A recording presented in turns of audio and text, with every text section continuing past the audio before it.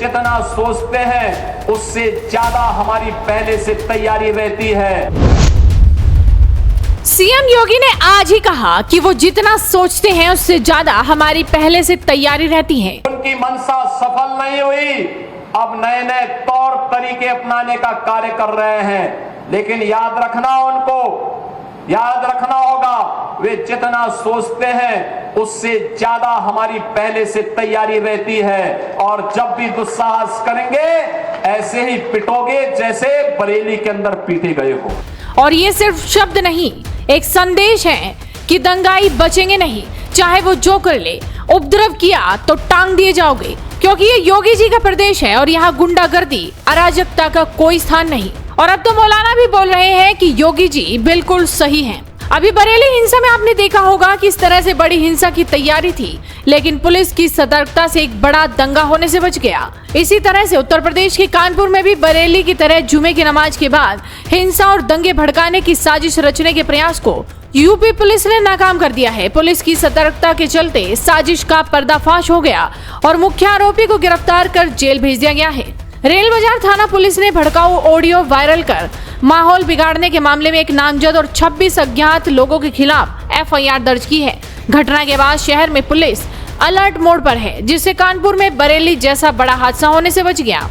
वहीं आपको बता दें कि शुक्रवार को जुमे की नमाज के बाद हुए बवाल को लेकर पुलिस ने ताबड़तोड़ कार्रवाई शुरू कर दी। मौलाना तोकीर समेत 12 लोगों को गिरफ्तार किया जा चुका है। अभी तक 3300 लोगों पर केस भी दर्ज हो चुका है। पुलिस अब उन लोगों की भी तलाश कर रही है जो लोग बवाल में शामिल थे। इसके लिए पुलिस ने सीसीटीवी फुटेज की भी मदद ली है। वहीं बवाल को लेकर पुलिस की ओर से 10 मुकदमे भी दर्ज कराए गए हैं। इनमें से 5 मुकदमे कोतवाली, 2 बारादरी और एक कैंट प्रेमनगर व किला में दर्ज हुआ है। इन मुकदमों में सरकारी कार्य में बाधा, पुलिस से मारपीट, गाली गलौज, पथराव, जानलेवा हमला, षड्यंत्र रचने, सार्वजनिक संपत्ति को नुकसान पहुंचाने, दहशत फैलाने और 7 आपराधिक कानून जैसी धाराएं लगाई गई हैं। आपको बता दें कि बरेली बवाल में जेल भेजा गया मौलाना तोकीर रजा एक बार नहीं बल्कि हर बार अपने विवादित बयानों को लेकर सुर्खियों में रहा है। मौलाना की तल्ख टिप्पणी से कई बार शहर का माहौल खराब हो चुका है। सीएनआरसी से लेकर अपने समाज से जुड़े तमाम संवेदनशील मुद्दों पर उनकी तकरीरें माहौल गर्मा चुकी हैं। तीखी बयानबाजी के चलते मौलाना कई बार नजरबंद हो चुका है, लेकिन इसके बाद भी उसकी बयानबाजी से जहर उगलना बंद नहीं हुआ। लेकिन जब शुक्रवार को बरेली बवाल के लिए उसने लोगों को उकसाया तो इस मामले में उसका दांव उल्टा पड़ गया। इस बार मौलाना पुलिस के हत्थे चढ़ गया और उसे जेल जाना पड़ा। अब तोकीर रजा की हरकतों से किनारा करते हुए मौलाना भी बोल रहे हैं कि मोहम्मद से मोहब्बत दिखाइए, लेकिन सड़कों पर मत आइए। देखिए, मुसलमान पैगम्बर इस्लाम सल्लल्लाहु ताला अलैहि वसल्लम से बेपनाह मोहब्बत और अक़ीदत रखता है और होना भी चाहिए। हर एक उम्मती को पैगम्बर से प्यार मोहब्बत करना चाहिए। मगर ये कहना कि आई लव मोहम्मद की वजह से विवाद खड़ा हुआ, ऐसा नहीं है, बल्कि कुछ लोगों की वजह से विवाद खड़ा हुआ।